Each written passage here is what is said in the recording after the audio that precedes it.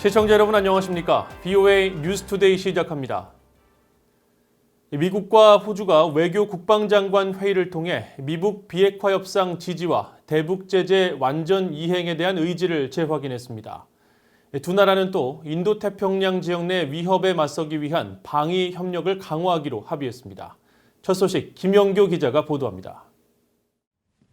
미국과 호주는 28일 워싱턴에서 열린 연례 양국 간 장관 회의 후 북한에 대한 제재를 완전히 이행할 것이라고 재확인했습니다. 미국의 마이크 폼페오 국무장관과 마크 에스퍼 국방장관, 호주의 머리스 페인 외교장관과 린다 레이놀즈 국방장관은 공동 성명에서 미북 비핵화 협상에 대한 지지와 국제사회의 대북 제재 완전 이행에 대한 약속을 단언한다고 밝혔습니다. 그러면서 이는 북한의 핵과 탄도미사일 프로그램으로 인해 안보와 지역 안정에 제기되는 위협에 대응하기 위한 것이라고 강조했습니다. 또 미국과 호주는 방위 협력을 강화한다면서 여기엔 군 배치 사안이 포함돼 있으며 두 나라는 인도태평양 지역 내 미군 주둔이 해당 지역의 안보와 번영을 지난 75년간 지켜오는데 필수적이었다는 것을 인식했다고 말했습니다. 두 나라 장관들은 예전보다 더 경쟁적인 인도태평양 지역 내 여러 도전 과제를 다루기 위한 능력을 강화하기 위한 실질적인 방법을 논의했다면서 여기엔 악성 회색지대 전술에 대응하는 것부터 지역 내 침략을 막기 위한 것이 들어가 있다고 말했습니다. 에스퍼 국방장관은 호주 내 미군 주둔이나 중거리 미사일 배치 가능성 관련 질문에 두 나라가 보유한 역량에 대해 광범위한 논의를 진행했다면서 중국 문제와 관련됐다고 밝혔습니다. And I think it's important as we think forward about how do we deter bad behavior in the Indo-Pacific and how we defend the international rules-based order, in this case specifically with regard to China. 양국 장관은 또 중국이 핵무기 제한과 관련해 투명하게 나오고 미국, 러시아와 진행하는 3국 간 군축 협상에 성의껏 임할 것을 촉구하면서 핵 확산 금지 조약 NPT에 따라 중국은 핵 군비 축소와 관련해 효과적인 방안에 대해 협상을 추구할 의무가 있다고 지적했습니다. 두 나라 장관들은 또 중국 공산당이 인도태평양 지역 그리고 전 세계적으로 벌이는 악의적 활동에 대해 논의했다면서 두 나라는 민주주의적 가치와 법치를 기반으로 이에 대응할 것이라면서 한국, 일본 등의 협력을 강조했습니다. And I'm confident that our partners all across Europe and frankly, our democratic friends all across the world, whether that's in India or Japan or South Korea, our Australian partners are here today, understand that the challenge of our times is to make sure that those nations that do value freedom and do want economic prosperity based on the rule of law will join together to deliver that for our people. 두 나라 장관들은 그러면서 미국과 호주는 동남아시아 국가연합 아세안을 비롯해 인도, 일본, 한국 등과 나란히 동맹의 연결망 구조와 협력을 강화할 것이라고 말했습니다.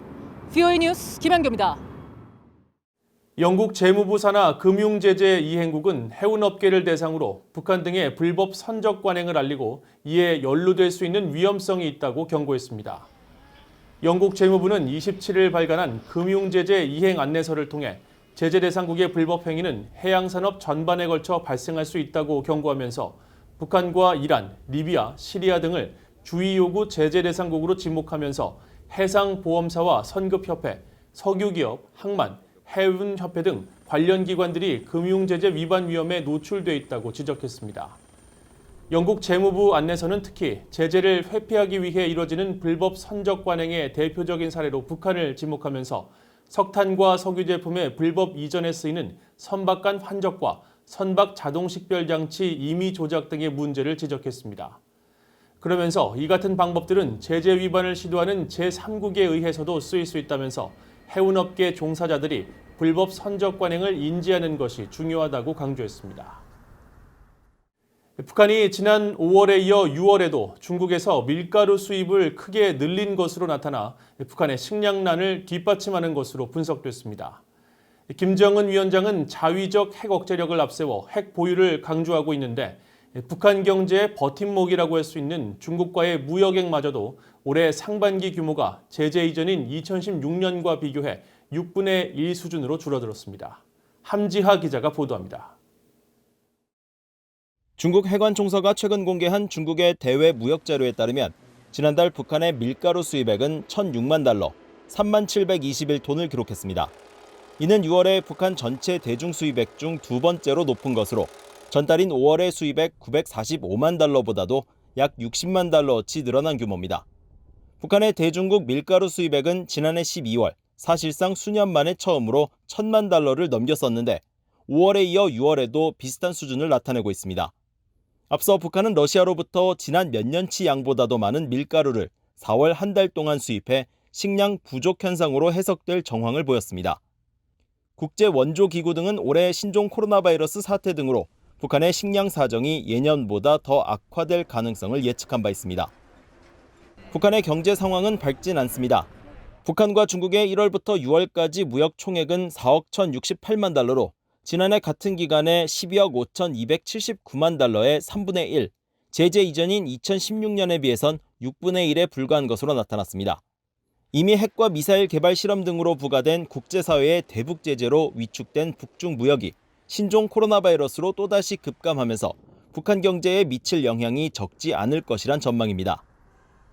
He was hoping probably to get some sanction relief that hasn't come, and then this COVID problem. So he's had a double disaster this year. 한편 북한이 올해 상반기 중국으로 가장 많이 수출한 건 제재 품목이 아닌 손목시계로 집계됐습니다. 개수는 약 3,833만 개, 금액으로는 650만 달러에 달합니다. 북한은 국제사회의 제재가 강화된 이후 비제재 품목인 손목시계의 부품을 중국에서 들여와 완성품으로 재수출하는 무역에 큰 비중을 보였습니다. 또 인조 눈썹 품목도 전체 4번째로 많은 204만 달러의 대중 수출액을 나타냈습니다. 전문가들은 손목시계 등의 대중 수출이 최근 몇 년간 늘긴 했지만 여전히 제재 대상 품목인 석탄과 섬유 제품에 비해 미미한 수준이라면서 북한 경제난의 근본적 해결책은 되지 못한다고 지적했습니다. BOE 뉴스 함지아입니다. 북한 정권의 지원을 받는 해킹 조직 라자루스가 자금 탈취를 위해 프랑스와 아시아 지역의 사업체에서 변종 랜섬웨어 해킹 공격을 벌인 정황을 포착했다고 국제 사이버 보안 기업이 밝혔습니다. 민간 사이버 보안 업체 카스퍼스키는 28일 발표한 보고서에서 최근 급속히 확산되고 있는 변종 랜섬웨어 VHD 해킹 공격의 배후로 북한 라자루스를 지목하고 프랑스와 아시아 지역 사업체 2곳에 대한 해킹 도구와 기술에서 라자루스의 흔적을 발견했다고 밝혔습니다. VHD 변종 랜섬웨어는 컴퓨터 내 가상 하드디스크에 저장되는 주요 정보에 대해 파일 암호화, 서비스 강제 종료 등 악성 활동을 통해 정상적인 컴퓨터 사용을 불가능하게 만드는 악성 코드로 해커에게 비용을 지불하고 복구를 해도 온전한 데이터 복원이 이루어지지 않아 많은 피해가 발생한 악성 코드로 알려졌습니다.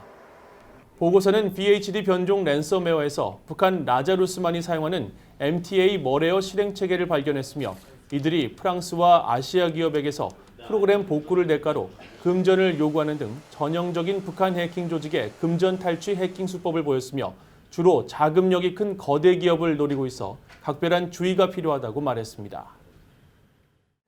북한은 미사일 기술 개발과 관련해 우주 영역을 이용하고 있지만 그 위협은 크지 않다는 지적이 나왔습니다. 글렌 베너크 미국 국부사령관 겸 북미 우주항공사령관 지명자는 28일 상원 군사위원회 인준 청문회에 출석한 뒤 모두 발언을 통해 북한은 미사일 기술 개발과 관련해 분명히 우주 공간을 이용하고 있다고 말하고 그러나 그 위협은 빠르게 진전하고 있지 않고 있다고 말했습니다. 베너크 사령관은 또 북한의 핵 역량과 그 잠재력은 미국 본토를 위협하고 있다면서 기존 군 당국의 평가를 재확인했습니다. 마이크 펜스 부통령이 최근 별세한 고 백선엽 장군의 부인인 노인숙 여사에게 애도 서한을 보내고 백 장군을 전쟁 영웅 이상으로 존경한다고 밝혔습니다.